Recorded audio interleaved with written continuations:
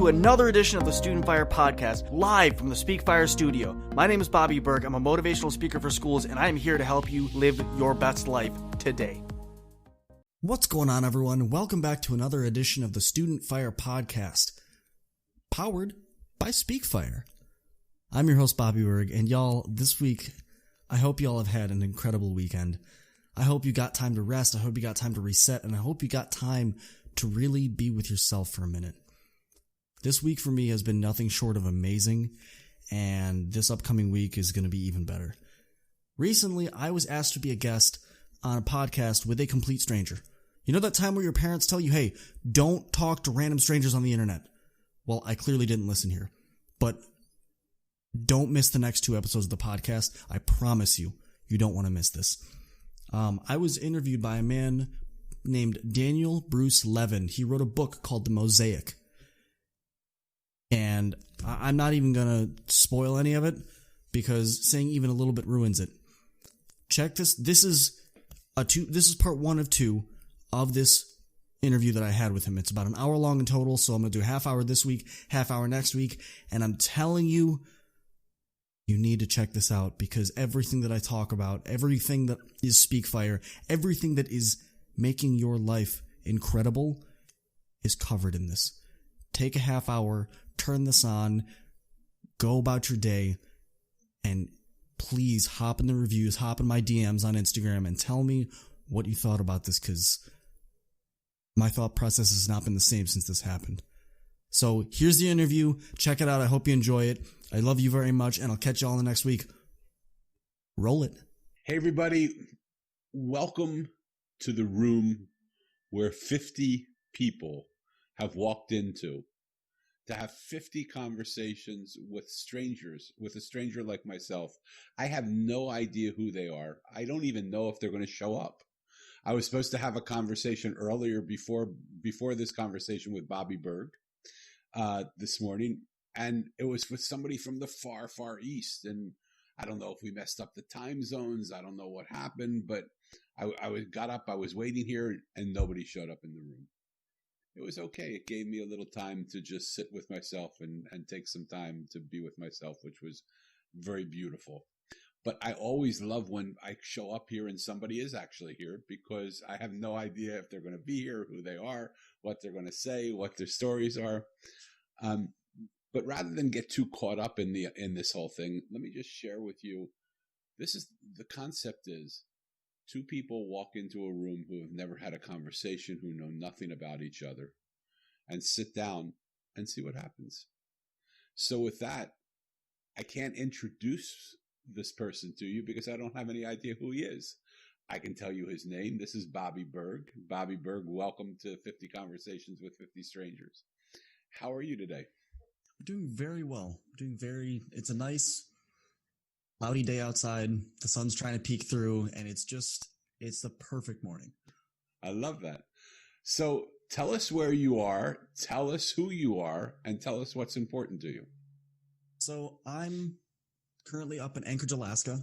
I am a musician for the United States Army, and I play clarinet, and I've been playing for the better part of 20 years at this point, if not a little bit more. And what's important to me is being kind to one another. As a business venture that I've started is I'm a speaker for at-risk youth. So I essentially take students that schools have looked at and deemed to be not helpful or that they can't reach, or how to put it, a common phrase they use is the school to prison pipeline, where that's what the student is designated for. And I don't believe that. I don't believe that people are destined to just go from from a school to a prison. There's a lot that happens in the middle there that in my eyes, I'm going, wait a second. No person in the world wakes up and goes to school and then the second they graduate, they're like, cool, prison. That's not how that works. There's a lot of things that happen. There's a lot of moments that this student experiences. There's a lot of trauma that this student experiences from point A to point B. Yeah. So my job is to come in and be a mediator for the student and the school district and go, hey, how can we get this kid to where they need to be? How can we take them from being a problem, as you're deeming them, to becoming a leader in their community? Because if they become leaders, then their influence can spread. Beautiful And work. yeah, that's Beautiful what I do. work. And it's really interesting that you frame it the way you're framing it, because in the conversations that I've had around situations like that, it's often been the not going to school to prison pipeline, that people are dropping out. Are you finding that people are graduating and still with graduation there's the pipeline to prison? Or is it they go to school, that doesn't quite work out, they get involved in whatever they get involved in, and then the destination is prison? Truly, it depends on the student, and it depends on their level of hope that they have, not only in themselves, but in the system itself. Mainly the kids that drop out early, yes, their chances of, winding up in prison are significantly higher because there's no structure for them. Yeah. What winds up happening is with every student that I've worked with, I coach students one-on-one, especially in these at-risk areas. I do it for free because as much money as I could make, as successful of a business as I could have, what good is sitting on $400,000 a year when there's students that need help that can't get it because they can't afford my services? Yeah, that doesn't make any sense in my head. So the kids that do get help, that decide to take that step and go, all right, I don't know this guy, but I guess I'll work with him. I guess. The reason they drop out isn't because they don't like school. It's not all their friends are there. All of their learning opportunities are there. And the teachers that are going to guide them are there too. What they don't like is it's usually that one or two teachers that actively tell them, oh, you're not going to make it. This isn't going to work. You're wasting my time, and just give them that negative behavior that reinforces their negative bias. And all of a sudden the kid's like, I'm out. I'm done. This isn't worth it. Yeah. And if the kid drops out, it's rarely is it because they have a supportive system. It's because they're searching for that. And if they can't find it in school, they're just going to get it somewhere else. Yeah. There's so much in what you're saying. And there's a part of me that wants to say, well, how can I help you get grants or funding for it? Because clearly the people you're working with cannot afford the work that you're doing, or to pay you for that time, or to pay you what you're worth for that time. And yet, I want to ask you if you feel like you're oversimplifying it.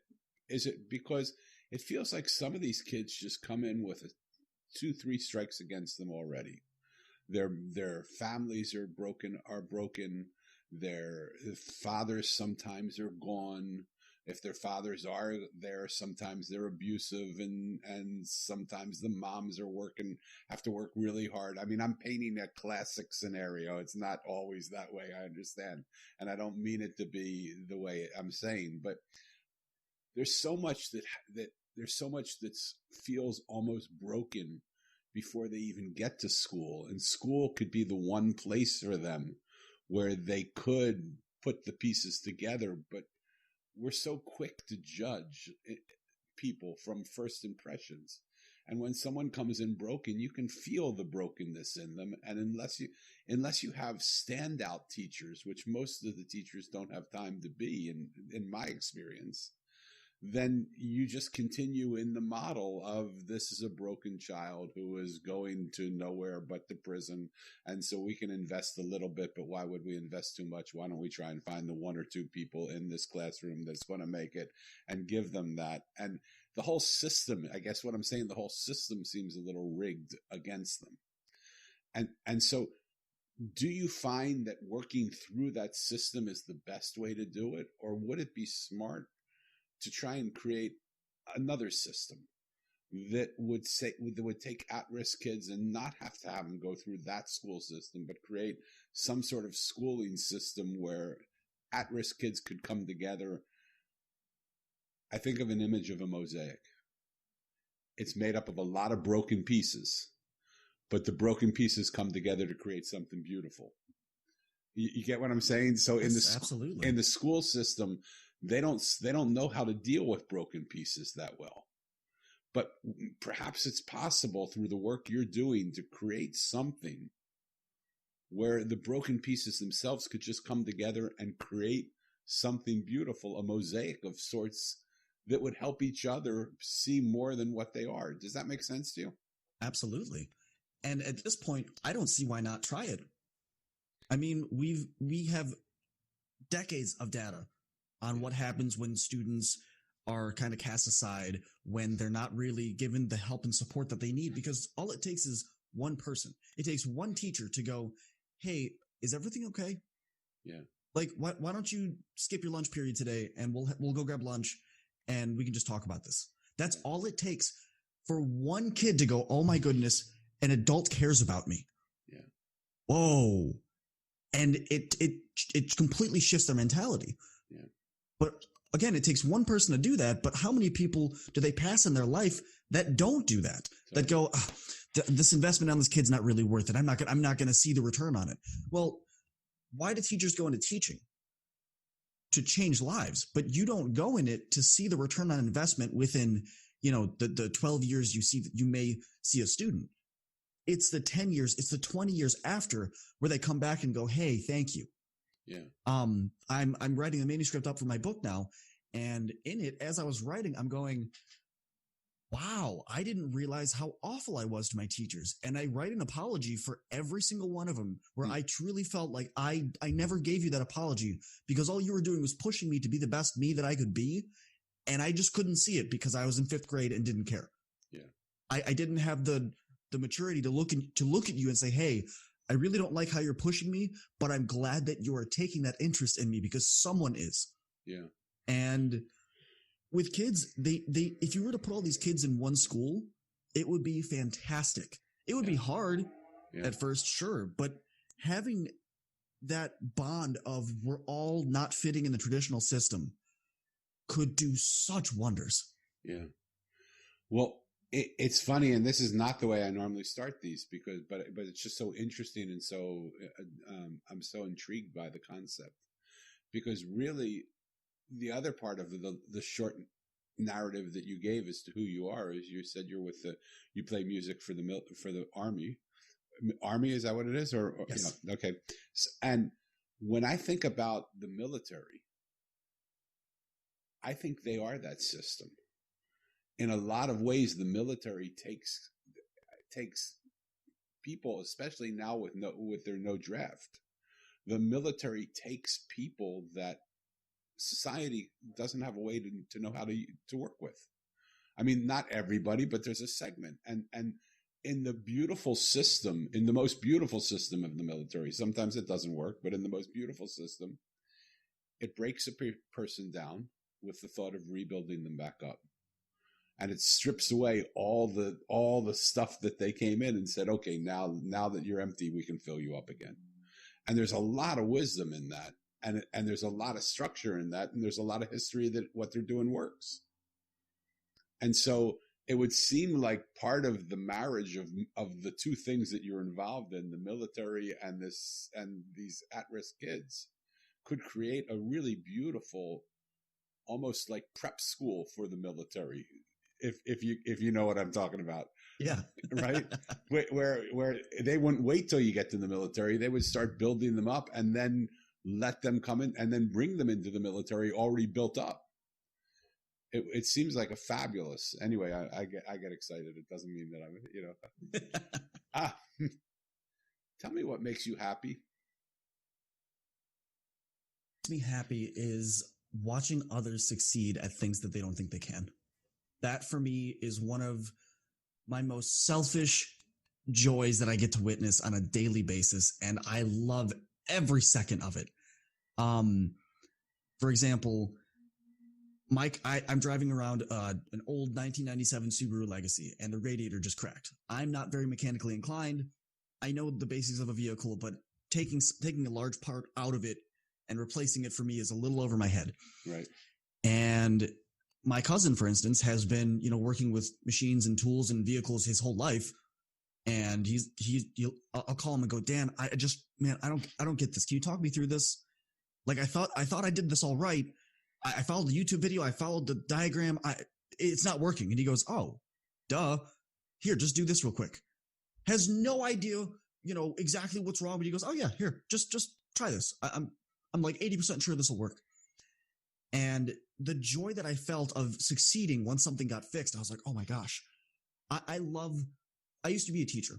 And that was always my favorite part was when a kid it was for music. So whenever a student wouldn't really understand what they're doing, and I'd be like, here, like for instance, on clarinet, it's hard to go from a B flat to a B. And it's for most people that aren't musically inclined, that doesn't mean much. But imagine running your fastest speed that you can run and then finding out that if you extend your legs about 2 inches, you extend your gait, you can run faster. That switch is huge. Once you realize you can do it. Yeah. Well, it could sometimes take students, a month to learn how to do this.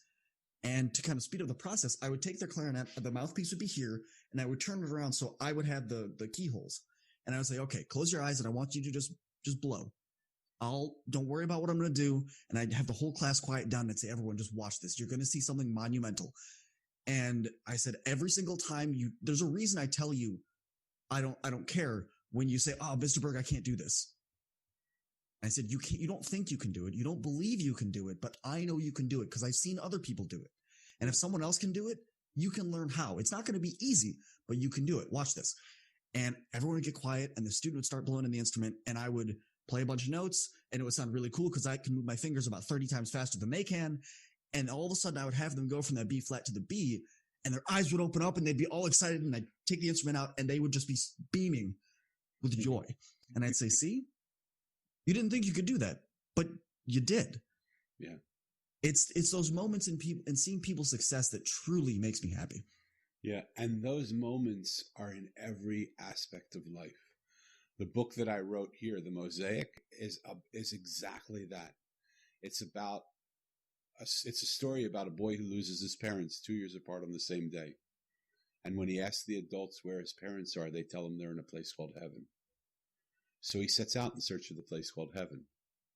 And the people he meets are not the standard bearers of who you would think would bring you to heaven. They're not the rabbis and the priests and the ministers and the swamis and the gurus and the shamans and the medicine men. It's the trash man and the street artist and the blind woman and the homeless guy. And he wonders, why am I meeting these people? And he thinks, okay, I'm here with them though. So why don't I just sit and listen to them tell me their stories? And Bobby, in every single case, when he spends a few minutes and listens to these people tell him who they are, what he realizes is the person he initially saw isn't at all who they are. It's who he thought they were. But when they show him who they are, he sees a totally different reality. And when it happens over and over and over and over and over and over and over again, he starts to say, I wonder if I see anything in the world the way it is, or if I only see the world the way I am. And at that moment, he looks to the right and he sees a monk unzipping the sky and inviting him through the hole in the sky into a parallel reality where he meets the wise one who's the keeper of the Mosaic. And so everything about what you're doing is similar to what the Mosaic is talking to me about, which is the heaven that he found was the perceptual shift of no longer seeing what we see, but seeing what actually is. No longer thinking you can't do it, but knowing that you can do it. And those shifts happen every single place in our life, and how beautiful it is that kids would have somebody like you to look up to share those shifts with them. Thank you again for the work you're doing. It's beautiful. Let's go to a lightning round if I can. I don't know if I can Please. hear you. Okay, there, I hear you. Go. Okay. Yep. Okay. Let's go to the lightning round. Just quick questions you can answer. You don't have to answer them fast. If you answer them fast, great. I jump in and out of it sometimes to see what's going on. First couple are going to be pretty easy. Are you a dog person or a cat person? Both. Both. Okay, cool. Coffee or tea? It depends on the day. If I have to get something done that I really need to focus on, coffee, because it helps my ADHD settle down and I can focus. If not, absolutely tea. Fabulous. Do you think you're somebody that is in the box or out of the box? In the box. Wow. In the box. poke my head out every once in a while just to see what the view looks like. I love that because I don't meet too many people that answer that in the box. So I'm going to want to ask you about that. And maybe we'll just jump out and ask you about it. How does it feel to be a person that lives within the box and pokes his head out every once in a while to see what's going on? Tell me about that person. It's very, very routine. I'm in the box because I understand that life works in a very specific way where there's no set stage, there's no set rules, but at the same time, we have a very strict set of rules. And I go, okay, cool. So that's the outline of my box. Got it. As long as I like it, or as long as it really helps. If it doesn't, we'll poke my head out a little bit and say, if somebody yells at me, they yell at me. We'll figure that out later. But we'll try and stay as within the box as we can to keep everyone kind of on the, even keel. And then every once in a while, if I don't like it or it doesn't meet my objective mainly, then we'll say fine. Because if you look at Alan Watts has this phenomenal segment in one of his lectures where he goes, if you go out into the woods, if you're feeling kind of anxious and you're feeling stuck, go take a walk in the woods and look around at what you see.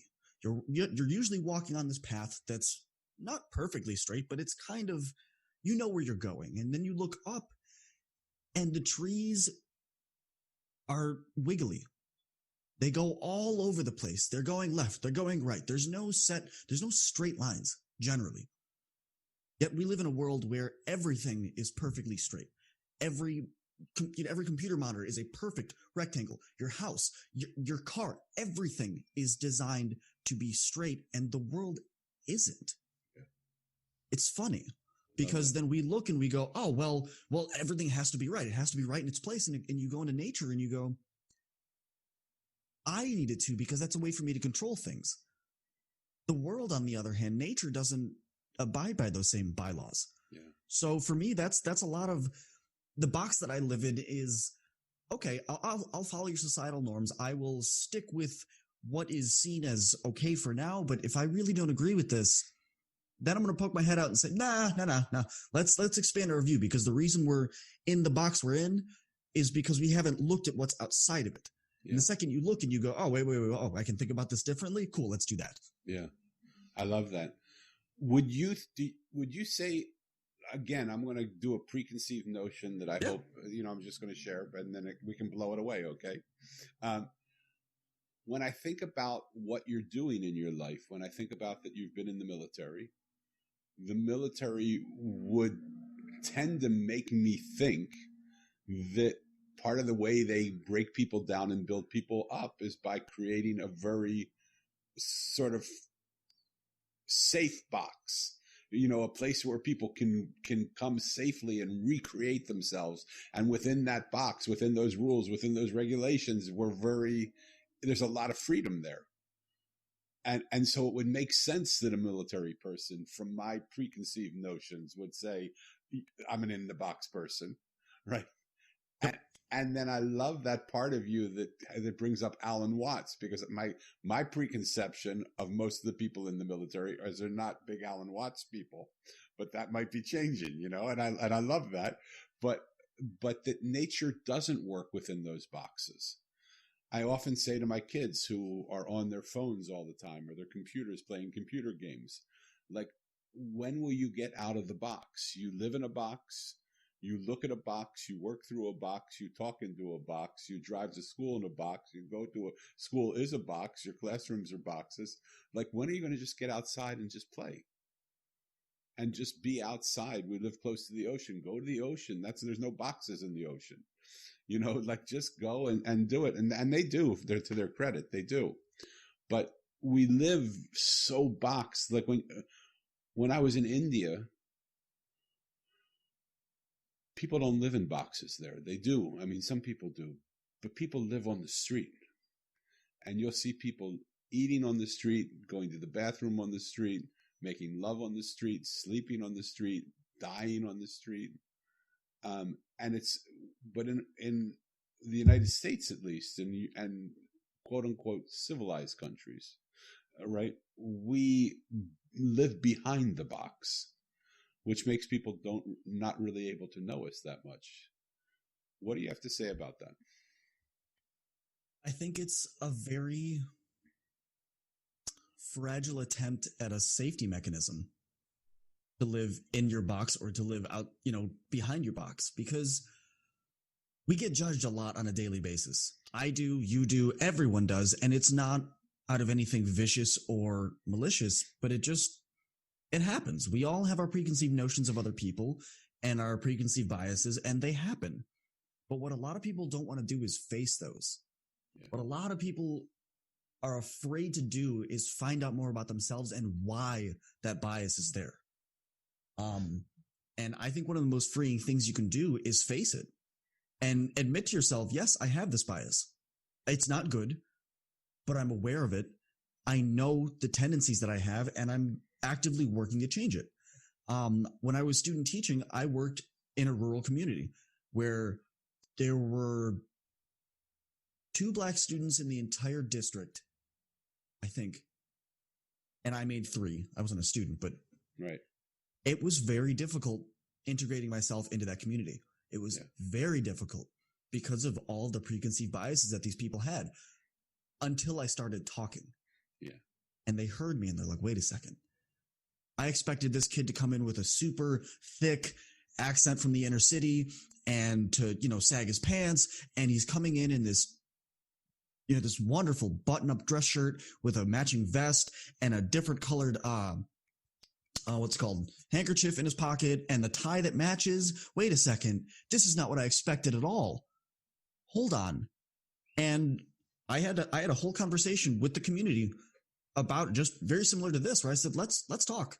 Yeah. Cause I don't want to spend, 9 months here where everyone's kind of tiptoeing on eggshells because you're afraid to ask a question. Yeah. I'm not going to get mad. Let's have this conversation. And especially with the students, because they were the ones that were most open to it. And like, during study hall, for instance, they'd come into the band hall and cause there's weren't enough, seats in the cafeteria, and we would just talk. And I'd say, yeah, I understand that you think you know me. You don't know anything about me. Yeah. Let's break that. I don't know you. Let's really get to connect. Love it. Love it. I love everything about the person that I'm getting to know right now. Because it really, like, you could be a spokesperson for the Mosaic and we've never had a conversation. But those are exactly the types of things that I do in whether it's in corporations or in businesses or whether it's in families. We hide so much behind these boxes of the pains that we've gone through that really when we meet each other, we don't meet each other. My wall meets your wall, and we wonder why we don't have intimacy, right? And so I love the things that you're talking about and the things that you're saying. And again, I just want to say thank you for doing it. What made you go that direction? Whew, that was another awesome episode of the StudentFyre podcast. Thank y'all for sticking around for this long, but I got a question for you. Have you ever thought about starting your own podcast? See, when I was trying to get this podcast off the ground, I had a lot of questions, like how do I record an episode? How do I get my show to apps? Like, do I have to do it individually, or can I just have one place that does everything for me? And most importantly, how do I make money from my podcast? Is that even an option? Well, honestly, y'all, your answer is Anchor. Anchor is the one-stop shop for recording, hosting, and distributing your podcast. Best of all, it is 100% free and ridiculously easy to use. And now, Anchor can match you with great sponsors that want to advertise on your podcast. Yes, you. That means you can get paid to make the podcast. You can get paid to podcast the right way. In fact, that's exactly what I'm doing right now by reading this ad. If you want to get down on this, if you want to make your podcast a reality and you want your success and your word to be a thing, man, you already know. Hop over to Anchor and give it a start. You won't regret it. Catch y'all in the next episode. Peace. I got you. It's coming. Are you ready to ignite the fire? We are StudentFyre. Oh, and by the way, that's fire with a Y. What's going on, everyone? Internal fire. Student Fire. Young Fire. Father's Fire. Leadership Fire. Champion Fire. Unlocking the fire within. Thank you all for tuning in. Let's grow. Speak Fire. SpeakFyre.com. SpeakFyre with a Y. We have a new episode that comes out every Monday at 4 a.m. Are you going to be up with us? Deuces.